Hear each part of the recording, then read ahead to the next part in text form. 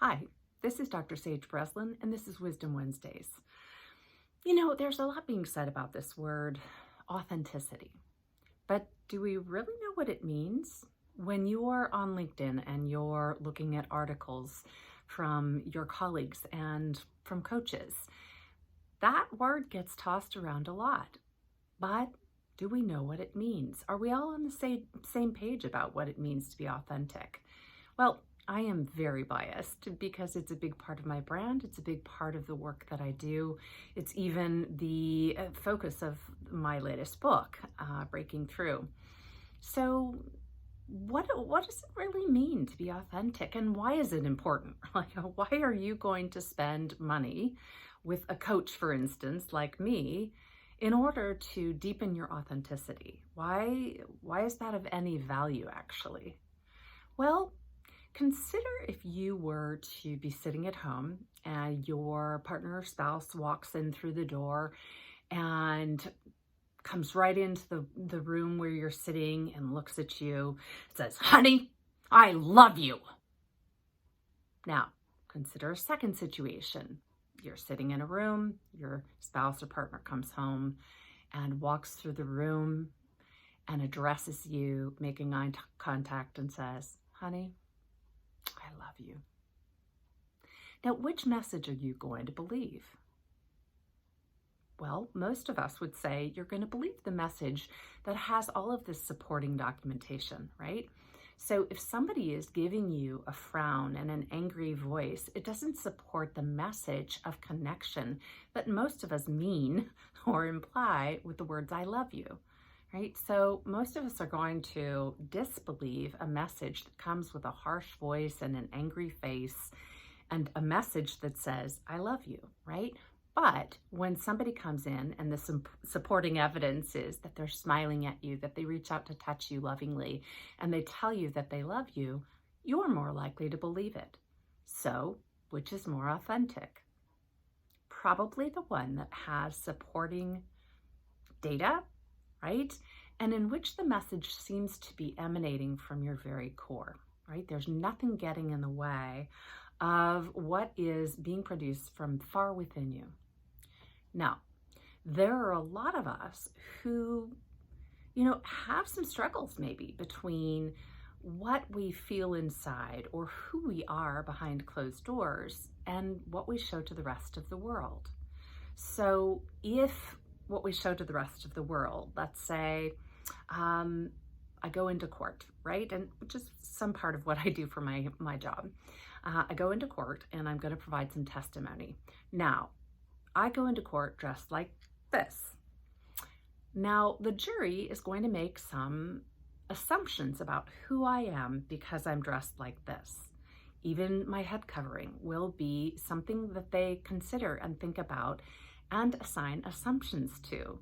That's what we call implicit bias, or unconscious bias is what we used to call it. So it's all of the stuff, all the memories, ideas, the limiting beliefs, all of that data that goes on below the surface, sometimes unconsciously, that begins to alter how the rest of the world sees us. Now, sometimes we know what that stuff is, right? And we don't want to bring it out, or we're not ready to override it. And it's hard for us to address certain things or certain people or be in certain circumstances as a result of that. If you have a traumatic memory of being bitten by a snake, you're probably going to stay away from snakes, right? But what if you go to do, an interaction with you're going to date again, and this person has snakes and loves snakes. They're just that's the kind of non-fur kids they have. You have a dog, they have a snake. Suddenly, you may find yourself withdrawing or being hesitant to go see this person, or being resistant. And unless you remember this memory live and in color, and you're able to really come to the understanding that, okay, that was then, this is now, and you're ready and willing to work on it, then the kind of message you're going to communicate to this new person is going to be standoffish, right? It's going to be a little bit more reserved or restricted.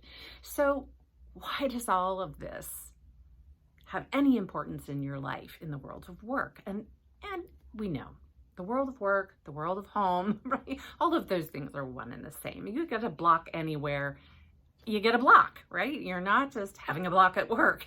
You're having a block in who you are, and maybe it's presenting at work, but likely it's going to present all over the place. So how does this work? How does this function for you? How does this challenge you in your daily circumstances, whether home or work or both? So what we know is that to really be an efficient leader, you've got to be able to A, communicate clearly, B, produce messages to those around you, your team, whoever you're pitching to, right? And those messages have to be received loudly and clearly, and they have to be received with supporting data, right? So one of the other things that we just cannot set aside is that we have intuition, right? You've heard people say, read the room, right? If you go in and you just start in on every, at a staff meeting, you start in on your weekly staff meeting, but everybody is sitting at the table crying, you're not going to get anywhere, right? Their ears are closed.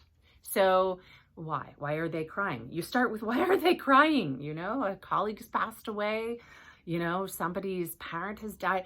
They're crying about something important, right? You've got to start there, because unless you start there, you don't have an audience. It doesn't matter what you want to communicate. Nobody's listening to you. So if you really want to be heard, right, you've got to read the room. You've got to see what's going on. Now, when you're with people, if you've just had an argument with somebody and you walk into a staff meeting, they're going to read the room. If you come across as brash or frustrated or angry or disappointed or short, first of all, they're likely to just assume it's them, right? But that's not healthy, right? For them to take your stuff on. You've got to be able to be more authentic. So you may lead with, I apologize if I'm feeling kind of brusquely today. Just had an argument with someone. I'm going to work that out. That's my own stuff.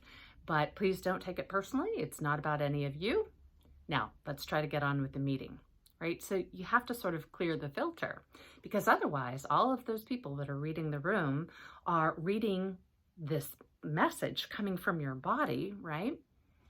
And tone and everything else, right? The way you carry your body.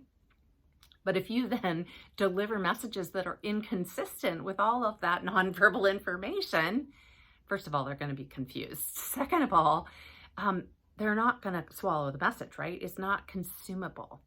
So a big portion of authenticity is ensuring that you mean what you say what you mean, right? That other people gain access to clear communication that comes from your core, that emanates from who you are, rather than anything false, anything that you're carrying into the conversation that maybe belongs somewhere else. So whether it is pretending, you want to be seen a certain way and you're just trying to kind of make it all look good, or whether it is just that there are emotions that you're carrying from one conversation to the next, we've all got to be incredibly, incredibly focused on our authenticity. So if you're interested in looking into that, seeing how you show up in the world, and perhaps improving your relationships, not only with your team, with those loved ones maybe in your life, or even your sales prospects, go ahead and take a look at what I have to offer in the comments, and perhaps we can move you along into a more authentic space. So thank you so much for tuning in today. This is Wisdom Wednesdays. I'm Dr. Sage Breslin, and let's work on being authentic out there.